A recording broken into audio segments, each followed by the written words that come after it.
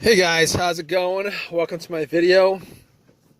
All right guys, let me tell you guys how I fixed my car the other day. So I was out at the park, did a 1 hour jog, came back to my car, ready to go home, try to start it. It cranked, but it did not turn over. It kept on cranking, but it did not turn over. And I must have tried to crank it at least, I would say like 15 times within the course of me trying to figure it out, what the problem was. All right. So I'm like, okay, what could this situation be, considering I did change the battery up. I changed the battery maybe 2 months ago. It's got a brand new battery. It's not the starter. I know 100% it's not the starter. Obviously, it cranks. The starter cranks the car. It cranks. So I'll rule out the starter. Everything having to do in the starter, ruled out. And basically, it was a strong crank. So I was pretty sure it wasn't the battery. But just in case, I turned on the light. The headlights went out. See how bright they are, and they were pretty bright. So I was like, it probably isn't the battery. I was thinking maybe I had a defective battery, but I was pretty sure it wasn't the battery.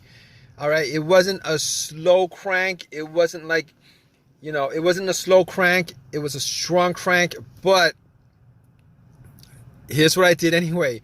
I actually got my power pack, put it on, and try to crank it that way, just to make sure it's 100% not the battery. And it cranked. It wouldn't start. Did the same thing. Definitely wasn't the battery.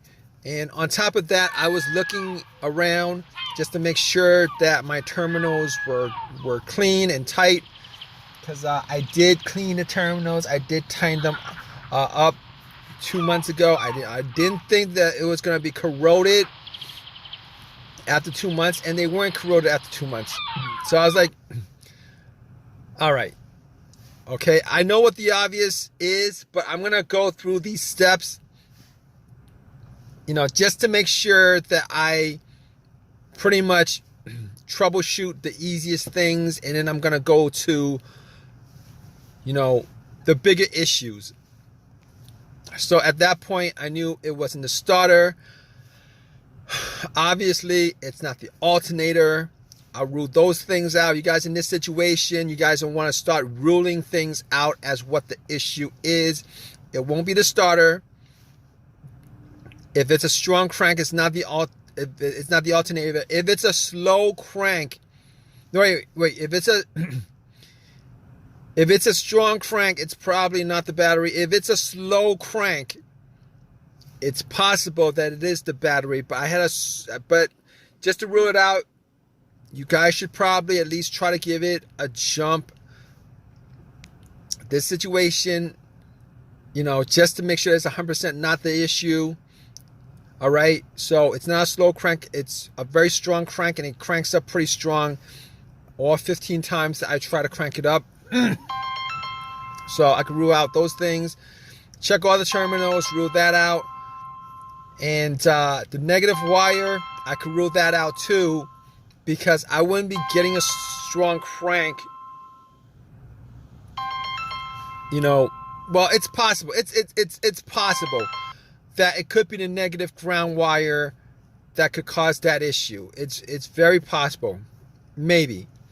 But I was getting a strong crank, so I was pretty sure that all the wiring were tight and good, and it wasn't with the negative or the battery or any of the other stuff.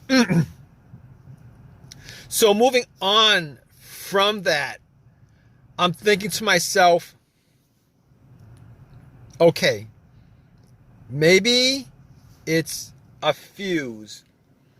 Maybe it's a fuse, the fuel pump. Maybe it's a relay to the fuel pump. Maybe it's the fuel pump itself. Could be the car's computer, all of those things. All right, and I'm going to help you guys troubleshoot this because I troubleshooted it. All right, it's how I troubleshoot this whole entire issue. All right, you guys have this situation. This is how you guys troubleshoot this issue. All right, you guys have a crank, but it won't turn over. Here's how you do it. All right, maybe it's the car's computer. Now, I was not getting a check engine light on the car. I was not getting a check engine light on the dash. So I could pretty much rule out a whole bunch of things. All the sensors, all the things that be caused by the sensors, I could pretty much rule out. There was no check engine light. And I'll tell you guys what, when I actually, when I actually put an OBD2 on it, okay, when I put an OBD2 on it, first of all, it actually read. It ran through the scan, gave me a whole readout. So I knew that it was probably not the car's computer to begin with. That's very important. There are situations where the car's computer has issues communicating with the car itself, whether it's a wiring issue, whether it's a blown fuse issue, a short or whatever. Sometimes that occurs. And when that occurs, it will cause the car to crank but not start. All right, and there's a whole host of things I could run down with this, but I could rule out that. All right, and the fact that there was no check engine light on the dash, and then when I read the whole OBD2, there was not a single code that came up.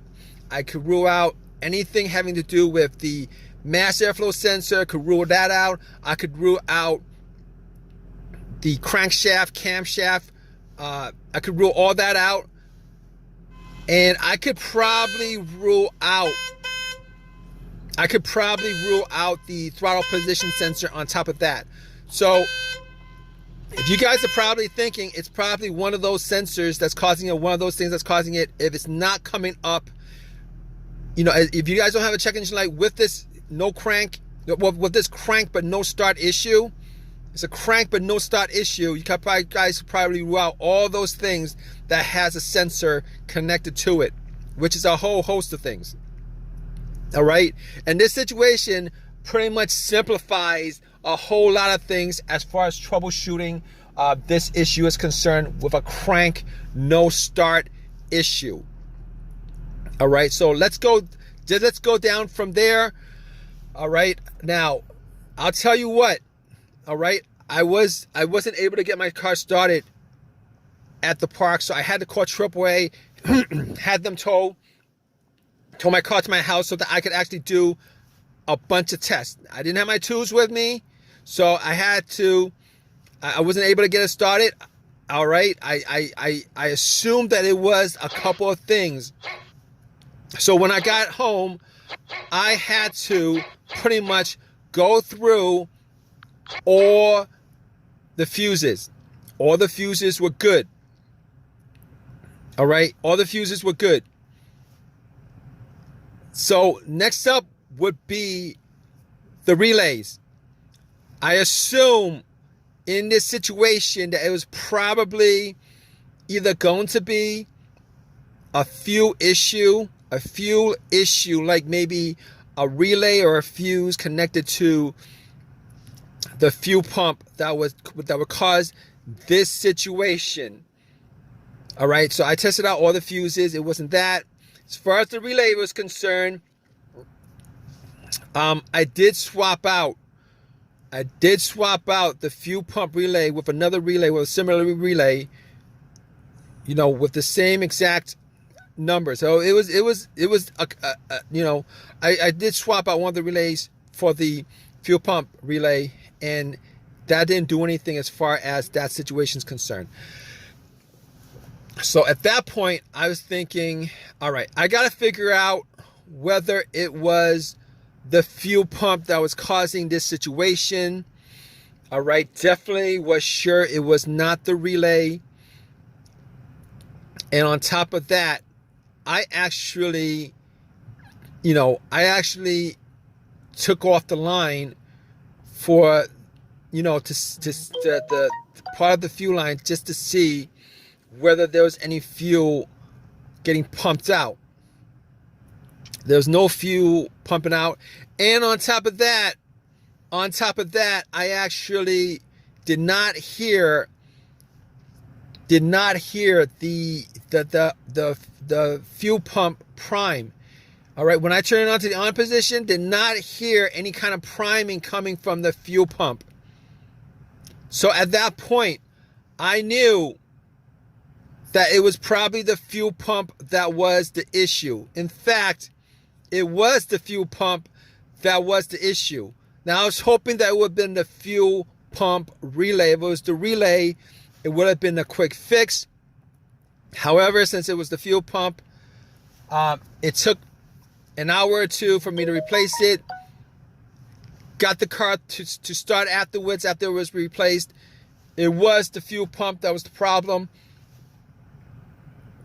If you guys have a crank no start, like a whole bunch of other scenarios, no start scenarios, what you guys do need to do is, you guys need to troubleshoot it, because it could be, like I said, a variety of things that would be causing these kind of situations. Hopefully, if you guys are in the same situation, this video has helped you out in some way.